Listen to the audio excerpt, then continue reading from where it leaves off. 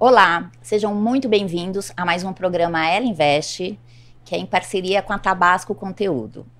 E hoje estamos aqui com um convidado especial, o investidor anjo, João Bezerra. João, muito obrigada por ter vindo, por ter aceito o convite. O prazer é todo meu, Cláudia. Eu estou aqui super agradecido de poder falar um pouquinho sobre essas moças que investem. Né? Bacana. João, você se formou em engenharia eletrônica, né? Pela Mauá. Isso. Além disso, você teve pós-graduações, né? Você fez extensões aí aqui no Brasil e fora também. E você por 35 anos você atuou com tecnologia. 36 anos. 36 anos no Itaú. Pagamentos e banking, né? Que bacana. E hoje você trabalha também em alguns boards, né? Conselheiro também de algumas empresas. Hoje eu me divirto em alguns boards, é verdade. João, muito bacana ver a sua história, a sua trajetória. Mas queria que você falasse um pouquinho mais aí pra gente, a sua trajetória, né? Mas também como que você chegou até aqui, investidor anjo? É verdade, olha, como eu falei, eu trabalhei 36 anos, entrei já novinho, né? E saí jovem há mais tempo, né, do Itaú. E sempre em tecnologia, mas passando por diversas fases da empresa. Né? Você pode estar numa empresa por 10 anos e só ter um ano de experiência. Não foi o caso. Você acumulei uma série de experiências diferentes e consegui ver a evolução desse banco nesse período todo. Né? E aí passei por diversos segmentos desde... Passou assim, 35 anos, né? De um momento para o outro. Né? Mas assim, eu acho que você acaba tendo uma possibilidade de ver muitos segmentos diferentes, entender a sociedade, entender como as comunidades se influenciam, inclusive... como comentamos outro dia, entender um pouco mais de inclusão e diversidade numa comunidade que é enorme de funcionários e que deveria retratar a sociedade como um todo. Né? Que bacana. E como que você chegou ao investimento anjo? Olha, quando eu saí do banco em 2019, eu passei um ano meio de aprendedor profissional. Né? Então, tomei a decisão, fui para o Singularity University, fui para Israel, fiquei 30 dias, fui ver empreendedorismo em Portugal, fui estudar Estônia, fui para o Chile, Peru, China. E nesse meio caminho eu acabei, lógico, eu fazia investimentos tradicionais, sempre tive muito próximo de startups no Silicon Valley voltados à tecnologia, mas dentro de uma bolha de luxo de uma empresa, de uma super corporação. Quando você sai e vai no chão de fábrica, você descobre que tem muita coisa legal acontecendo por aí, e aqui no Brasil em particular, eu acabei trombando com o João Kepler também, acabei entrando na Bolsa Nova Investimentos como investidor. E passei a entrar muito nesse mundo de startups e fintechs e passei a fazer muitas mentorias. E, na realidade, cada hora que a turma falava que eu estava mentorando, eu não contava nada, mas eu estava aprendendo. Mas não conta para ninguém. Esse é um segredo, né? É segredo nosso aqui. Que bacana. Bom, e aí chegou nesse ecossistema e tá, né, João? Porque é muito apaixonante, não é? Esse mundo de startups e a gente está passando por um momento muito especial no Brasil, né? Acho que a gente tem o Brasil tem alguns ecossistemas muito desenvolvidos, outros ainda muito carentes. A gente tem muito a aprender aí com o que tem aí fora, né? Você pega Israel, onde toda startup que começa, ela realmente tem na cabeça, eu tenho que resolver um problema global. Mesmo na China, se você olhar, o governo chinês hoje, por mais preconceito que existe, é o maior venture capital do mundo, porque ele incentiva empreendedorismo em todas as pequenas cidades da China, por incrível que pareça, com aquele regime autoritário. Né? Lá você tem na China 8 unidades da Plug and Play, por exemplo, que você acha que só tem no Vale do Silício. E lá, tudo que é uma startup, quando ela abre, ela pensa realmente com foco em melhorar a qualidade de vida da população, de inclusão. Você vai para o Vale do Silício, a maioria das startups pensa em exit. Eu acho que a gente pode conjugar tudo isso e trazer para cá e fazer algo que possa, logicamente... Você tem que olhar, ter o retorno do teu investimento, mas também existem grandes oportunidades de você contribuir com a sociedade em vários segmentos aqui no Brasil. E a gente vê isso acontecendo no agro, no fintech e em vários outros segmentos que estão começando a ser trabalhados. Tem coisa super divertida para ser descobertas aqui. Tem muita coisa, né? Acho que o momento é muito bom, né? Né? A gente está numa maturidade, amadurecendo ainda o ecossistema, mas eu acho que a gente evoluiu, né? A quantidade de unicórnios que nós tivemos. Eu acho que os empreendedores, né, já vêm com uma lição de casa melhor hoje, trabalho mais estudado. Acho que os investidores também, a gente já aprendeu um pouquinho mais. Temos bastante ainda, né? Um caminho longo. Acho que tem muito investimento sendo olhado aqui para a América Latina, porque tem muito potencial. Eu acho que ainda existem algumas necessidades, né? A gente tem... Eu acho que existem a regulação, alguns segmentos que são bem regulados, com regulações modernas, vão ser muito alavancados aqui no Brasil. Os segmentos, existe empreendedorismo, existe incentivo regulatório para empreendedorismo está começando a acontecer. Existe liquidez e dinheiro para isso. Tem um problema ainda no Brasil que é talento. Ou seja, enquanto você pega... Em outros países você tem uma formação de talentos muito grande. Aqui no Brasil a gente ainda carece. Então esse acho que é um ponto, obstáculo que a gente vai ter que passar ainda. Que coisa, né? Temos vários desafios, né, João? João, quando a gente está falando em investimentos, em investidores, a gente sempre traz um pouquinho do nosso background, né? Como você atuou em instituição financeira, então é óbvio que você tem uma veia ali para fintechs, né?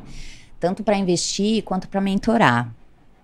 E você entende que o momento de fintech, né? A gente começou, né? Esse mundo de startups, assim, a gente priorizou, a gente trabalhou muito fintechs. Hoje a gente também tem evolução em agri, em edutech, né? Temos muitos aí. Mas fintech, conta um pouquinho da tua experiência em relação à fintech, que momento que a gente está. Tem até algumas pessoas que me perguntam assim, Cláudia, ainda quando a gente fala de startups, fintech ainda é o momento de fintech? O problema, a questão da fintech, a fintech, hoje nós estamos falando de quase 1.300 fintechs no Brasil. Eu acho que você tem grandes, pequenas, eu acho que esse número ainda vai dobrar de tamanho. Tem espaço, né? Apesar de vir a existir ainda muita consolidação. E o fintech vem muito em função do Open Finance também que está sendo implementado aqui. E aí, como eu falei daqueles 4 pontos com você, do ponto de vista de regulador, o Banco Central do Brasil é um regulador muito moderno. Eu sempre tive contato com eles de mais de 20 anos. E é uma turma muito séria, que ele se debruça na mesa com relação a trazer modernidade. E essa última gestão, agora com o Roberto Campos, também tem movimentado e fomentado muita transformação, com Fast Payments, com Open Bankings, com Open Health, Open Insurance e outras aberturas e estudos de moeda digital, Data Monetization, que vai efetivamente fazer esse mercado dar um pulo, dar realmente uma alavancagem. E será um mercado, esse lado financeiro certamente vai ser um laboratório para o mundo. Que bacana. Porque muito que está sendo implementado aqui tem melhorias daquilo que foi implementado tem mercado fora do país. Lá fora, né? Então, por exemplo, o Open Banking foi olhado o que aconteceu na Europa, na Inglaterra, e foi trazido para o Brasil melhorado. Sim. E aqui tem acontecido e a adoção tem sido muito forte. Com isso, as oportunidades para fintechs desenvolverem coisas espetaculares, para tirar fricção do sistema financeiro, são muito grandes. O que é algo que os grandes players têm que prestar atenção e têm que abraçar e dar mão junto com essas empresas que estão trazendo soluções muito legais e tentar movimentar esse mercado conjuntamente e não ter uma guerra entre fintechs e bancos. Acho que isso é uma coisa totalmente antiga. Sim. Ou seja, você tem que trabalhar parcerias estratégicas. Trabalhar inovações, trabalhar melhorias, reduções de custos, né? Acessibilidade, inclusão. Exatamente.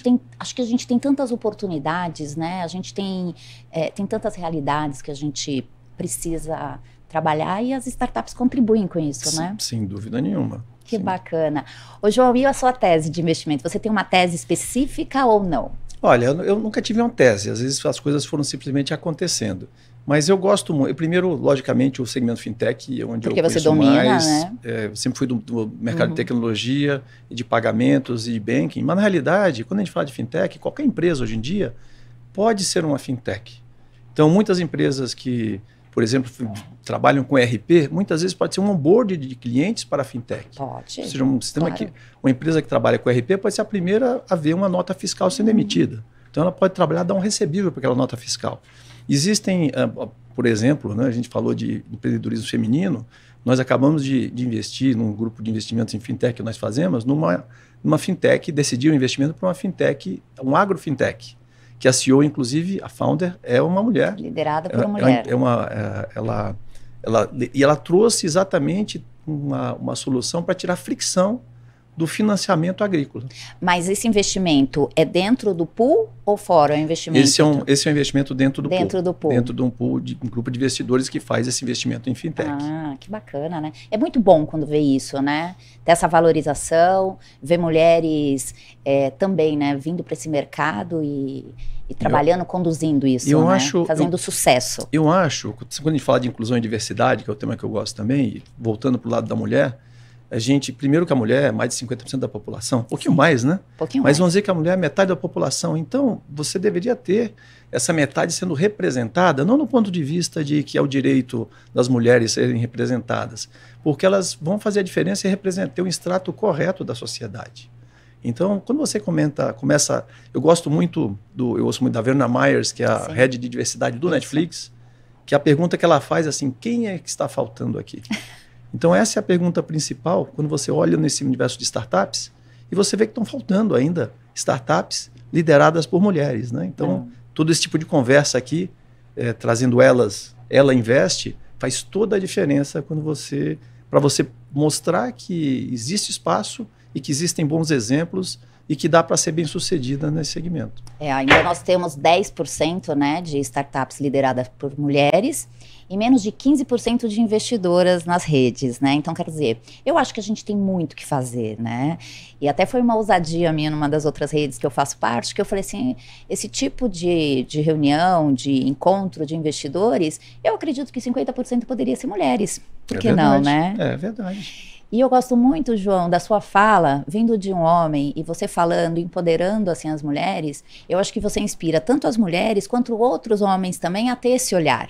Porque você sabe assim, pode não ser preconceito. A gente sabe que no Brasil nós temos muito preconceitos, né? Mas vamos lá, pode ser que não seja preconceito. Mas muitas vezes é um tema ou é um ponto que não está nas agendas dos homens, né? Dos líderes aí de muitas empresas, não é isso? Eu acho que a gente tem que provocar mais, né? Seja com essa questão de mulheres ou de negros, tudo que tem que a gente falta representatividade é porque existe uma distorção histórica muito forte e que tem que ser transformada. E para isso existe precisa coragem. Se você não fizer nada, só dizer assim, nós todos somos iguais, nada vai mudar. Então, além de igualdade, eu sempre comento, você tem que ter equidade. Verdade. Igualdade, todos têm os mesmos direitos, está escrito. Sim. Equidade todos vão ter condição de ser bem-sucedidos, que é muito diferente. Então, eu acho que nesse sentido, você explorar e dar mais oportunidades, fomentar que mais mulheres possam assumir esses postos, vai trazer uma transformação na sociedade. Até porque, é interessante porque muitas vezes a gente fala que as mulheres já nascem com intuição, as mulheres... Eu acho que existe um lado, a distorção histórica fez com que as mulheres desenvolvessem algumas habilidades e ninguém vê dessa maneira mais pragmática, do lado, um olhar de engenheiro, né?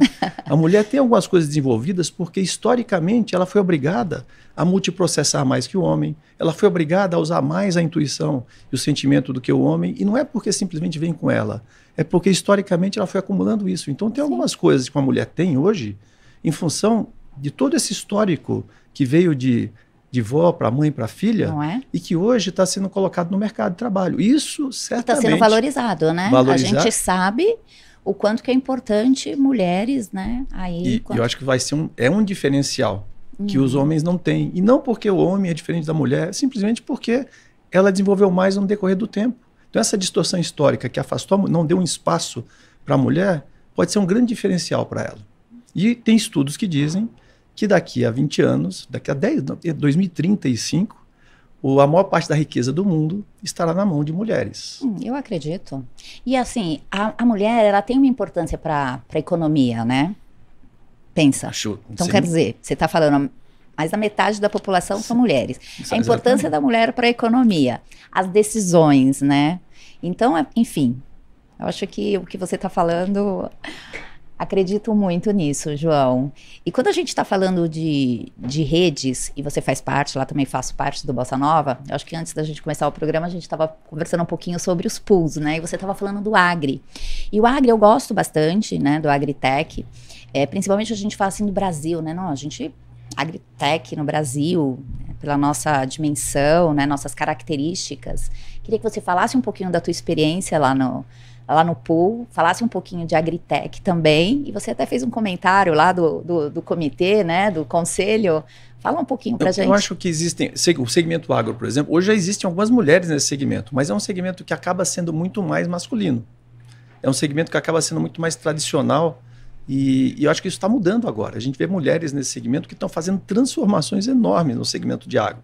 Nesse caso em particular dessa fintech que nós escolhemos, ela traz uma solução super positiva e é liderada por uma mulher e ela acaba trazendo para o nosso pool um mix muito diferente do que nós temos hoje, que você pensa fintech, você imagina um banco digital, você imagina um back-office, um cripto, mas na realidade a fintech é tudo aquilo que a gente fala de open finance, que um dia vai virar open everything. Quer dizer, as finanças vão estar embebidas nas nossas roupas, Pois né? é. Então, quando a gente fala de agro, que é uma atividade essencial para o país, uma atividade básica do Brasil, ou seja, para fintechs, é algo que a gente teria que se debruçar bastante, porque as oportunidades são enormes para você trazer, e eu acho que as mulheres acabam, em todo lugar onde elas estão menos representadas, é um mar de oportunidades. Sim. Né?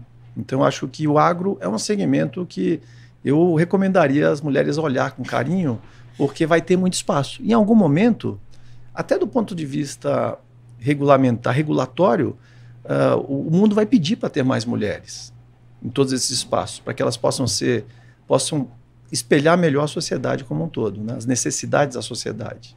Que bacana. Ô, João, quando a gente está falando de startups e você fez mentorias, né?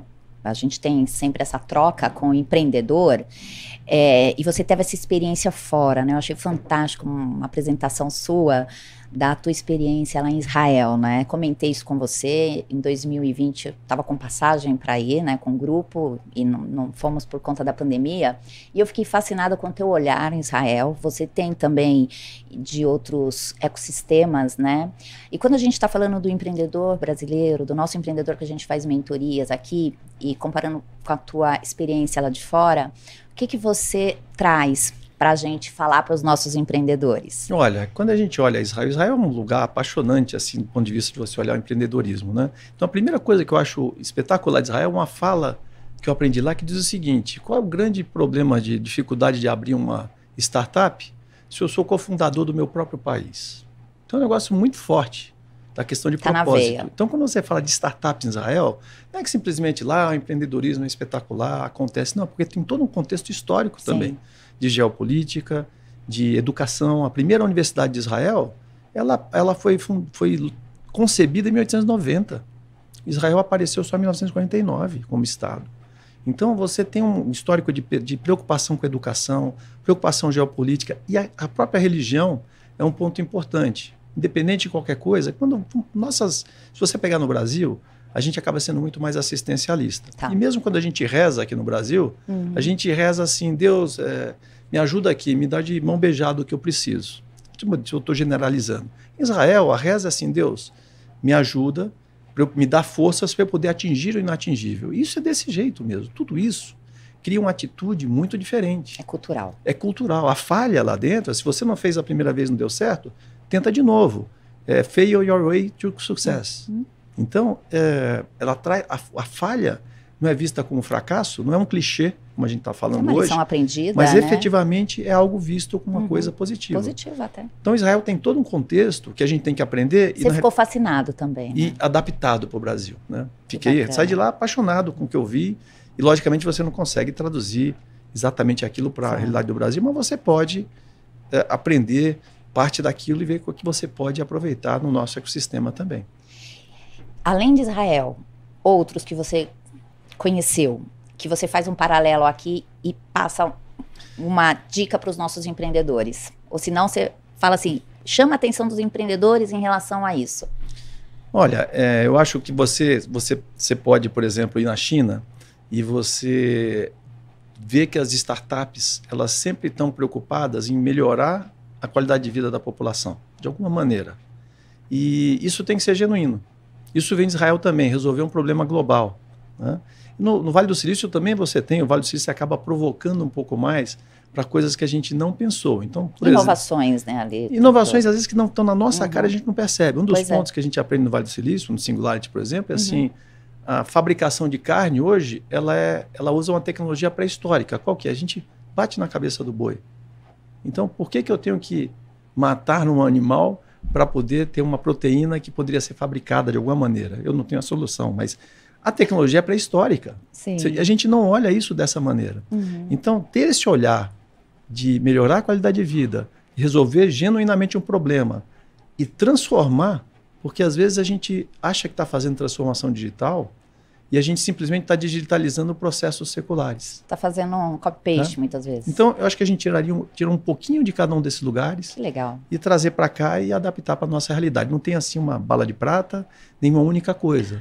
Mas na hora que você junta, peguei 3 coisas. Um do Vale do Silício, que é essa provocação com relação à transformação de verdade, a intenção genuína de resolver um problema de Israel, E de verdade, o que eu observei na China, independente do ponto de vista político, que muita coisa que é feita lá foi feita para a inclusão da população. Que bacana. E eles mesmos falam, nós temos muito a fazer aqui ainda. Tem muita gente para ser incluída ainda. E o que eu gosto é que você grava tudo isso, você transmite tudo isso, você replica, você compartilha, né? Toda essa tua experiência. É verdade, Eu adoro isso. É verdade. Eu gosto de fazer. Eu assisti, eu achei fantástico. Continue fazendo isso, porque tem muita gente que não foi, não conhece, mas absorve através de você muita experiência. E, na verdade, eu acabo fazendo isso, não é que eu inventei isso, eu copiei de outros que já fizeram o que eu aprendi também. O pessoal fala blogueirinho, né? É verdade. Blogueirinho. João, mas isso é bacana, né? Mas aqui, você já consegue, óbvio que sim, mas quando você está fazendo as mentorias aqui, provavelmente você não faz tantas mentorias, mas você consegue trazer isso, entender que essa tua experiência também, você já consegue ajudar esses empreendedores? Acho que sim, porque muitas vezes são pequenas orientações que o empreendedor precisa, até do ponto de vista de ele traz sempre quem tem uma ideia acaba trazendo e ela meio que se confunde, ela tem que ser colocada num formato que outra pessoa entenda, que o investidor entenda, que o investidor é aquele cara que quer ajudar genuinamente, não é simplesmente colocar o dinheiro, né? Então muitas vezes o pequeno empreendedor, ele não consegue colocar de maneira clara qual é a dor que ele está resolvendo. Isso para a gente que investe é super importante. Sim, que dor ele vai estar sendo resolvido? Qual é o tamanho desse mercado que você está vendo, dessa oportunidade? Qual é o tamanho desse pedaço do mercado que você quer resolver com esta solução que você tem?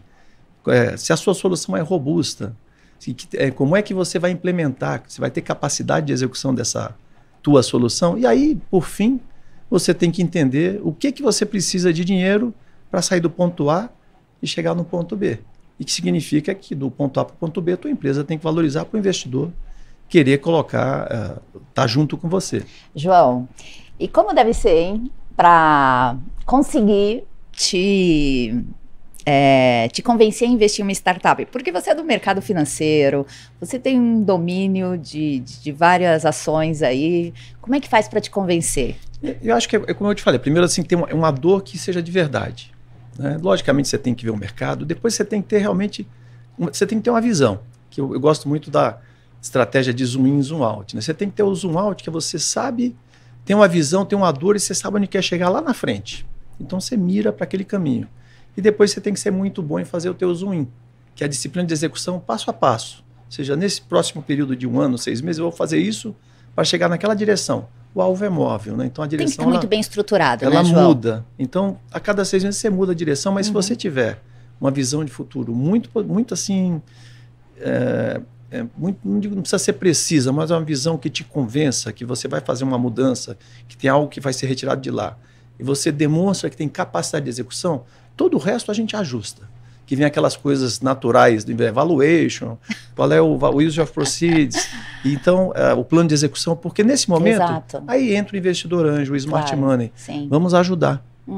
Mas a ideia espetacular tem que vir. E vamos ajudar a expandir, né? E uma outra coisa também que eu gosto, João, é que assim, pela nossa experiência, até eu também vim do mercado corporativo, a gente consegue fazer bastante conexões, né? A gente consegue trazer para esses empreendedores que a gente investe, trazer essa questão do smart money, ajudando a abrir portas, ajudando a rever um pouco do mercado, né? Network, conexões vezes, é importantíssimo. Quantas vezes a gente teve que rever ali o mercado, né? O tamanho do mercado e provocar o empreendedor também a um outro ponto que é referente a concorrentes, né? Tem muitos que falam, não existe concorrência, né?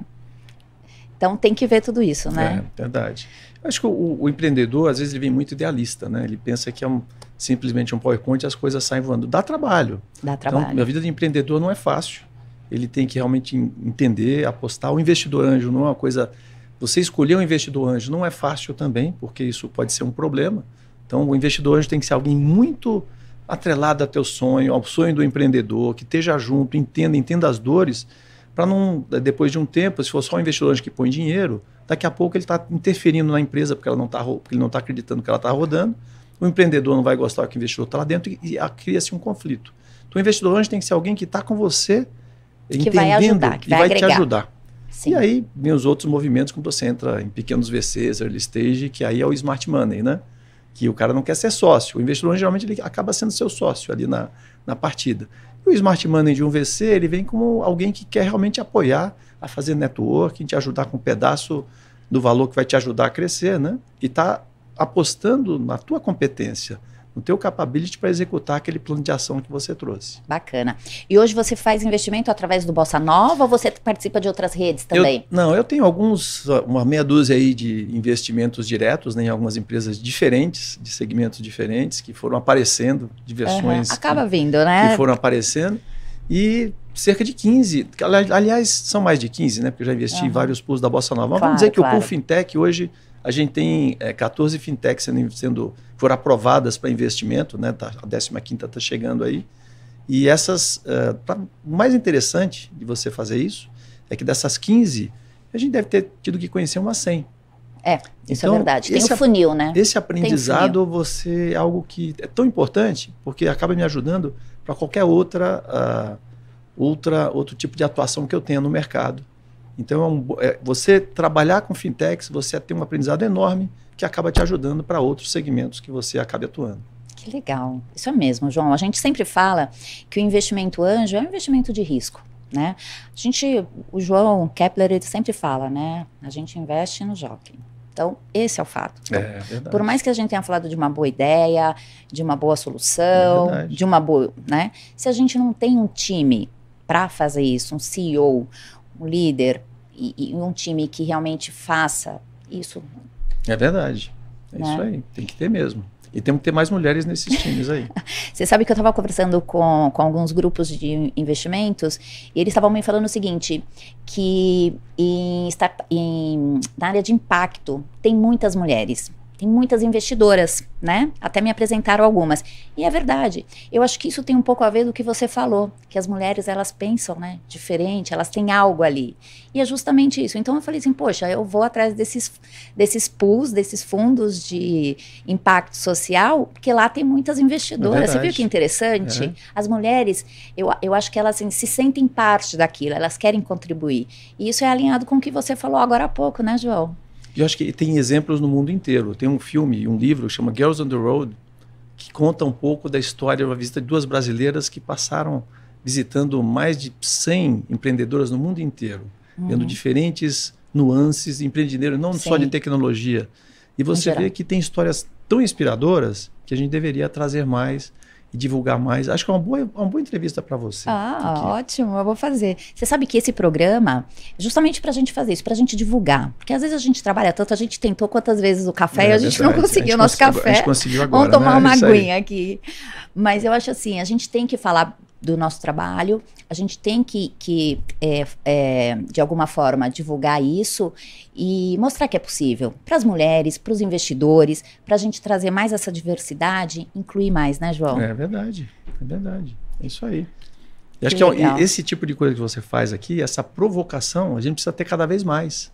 Exatamente para poder trazer e mostrar que é possível, que mais mulheres, ou seja, mais pessoas de classes não tão bem representadas, possam participar da liderança da nossa sociedade, né? Da transformação da sociedade. Né? E eu acredito que teremos mais mulheres, e com a sua fala tão brilhantemente, eu fico muito feliz.